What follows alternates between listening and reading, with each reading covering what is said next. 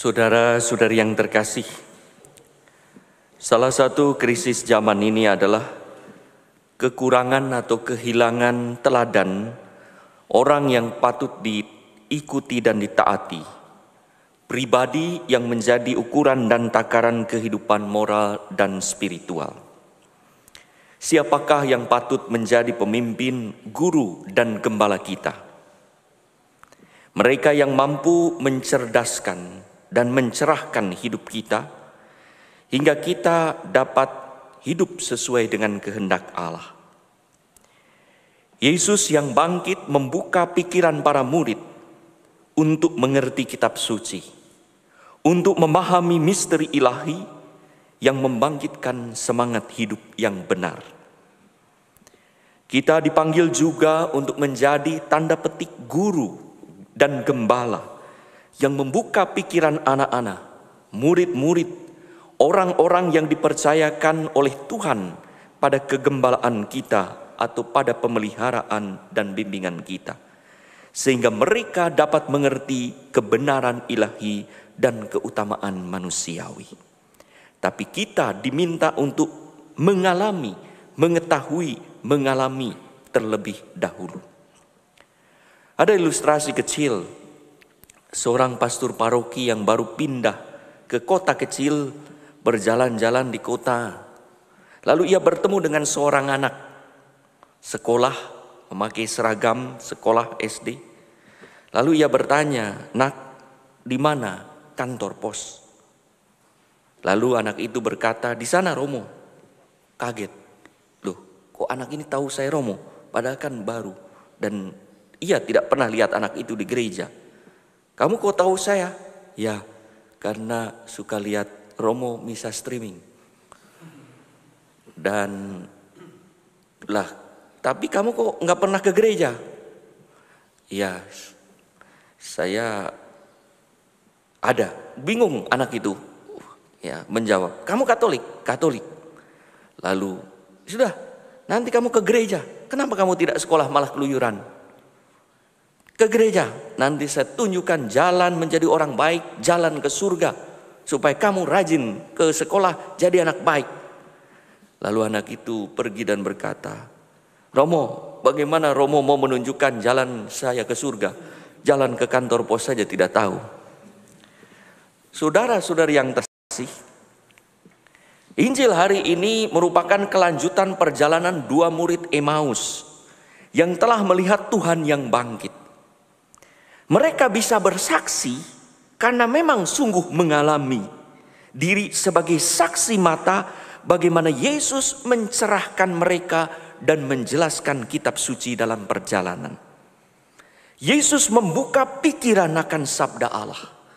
Yesus memecah-mecahkan roti, merayakan Ekaristi, dan mengubah hidup mereka secara ajaib, hingga malam itu pun mereka tidak merasa letih kembali ke Yerusalem dengan sukacita. Pada saat mereka bercerita, Yesus menampakkan diri untuk membuka pikiran mereka kepada kitab suci, kepada kehendak Allah. Bacaan pertama mengisahkan Petrus yang mengalami kebangkitan. Petrus, seorang murid yang takut, berubah menjadi seorang guru yang punya jati diri dan berani mati.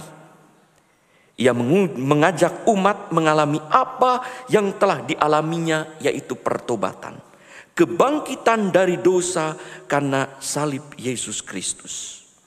Petrus yang telah dicerahkan oleh Yesus berusaha mencerahkan umat agar memahami kebenaran ilahi dan keutamaan manusiawi dengan berseru, "Sadarlah dan bertobatlah supaya dosamu diampuni." Petrus menjelaskan kitab suci. Petrus menyadarkan akar kegagalan mereka sampai menyalibkan Yesus adalah ketertutupan dan ketidaktahuan mereka akan kitab suci yang menghasilkan kesesatan. Petrus bersaksi, ia mencerahkan dan mencerdaskan umat. Saudara-saudari yang terkasih, kita bersyukur karena makin banyak umat yang mempelajari kitab suci, Bahkan ikut kursus, bukan berminggu-minggu, berbulan, bahkan bertahun-tahun sampai ikut ujian. Kita juga bersyukur karena lebih banyak lagi orang Katolik yang menjadi aktivis sosial, yang terlibat dalam kehidupan berbangsa, bermasyarakat, bernegara. Akan lebih bagus lagi kalau mereka yang keutamaannya tak dapat diragukan lagi, lebih memahami kitab suci dan ajaran gereja agar seiring dengan gereja sendiri. Mari kita mohon untuk dicerahkan dan berusaha memahami kitab suci sebagai sabda Allah dan ajaran gereja sebagai pedoman moral dan spiritual. Jangan sampai kita berbicara, kita mengajari, kita menasihati orang-orang tertentu, tetapi kita sendiri tidak tahu, tidak memahami kitab suci dan ajaran resmi gereja. Saat ini saudara-saudari yang terkasih, adalah kesempatan rahmat untuk lebih membaca kitab suci, mempelajarinya, dan mencintai kitab suci. Ada begitu banyak sarana di internet bagaimana kita memperdalam kitab suci secara Katolik. Saat ini adalah satu kesempatan yang luar biasa yang diberikan oleh Tuhan. Mari, mulailah membaca kitab suci. Jangan sampai kita meminta orang membaca kitab suci dan mengajari jalan kehidupan, sementara kita sendiri belum mengetahui dan belum memahaminya.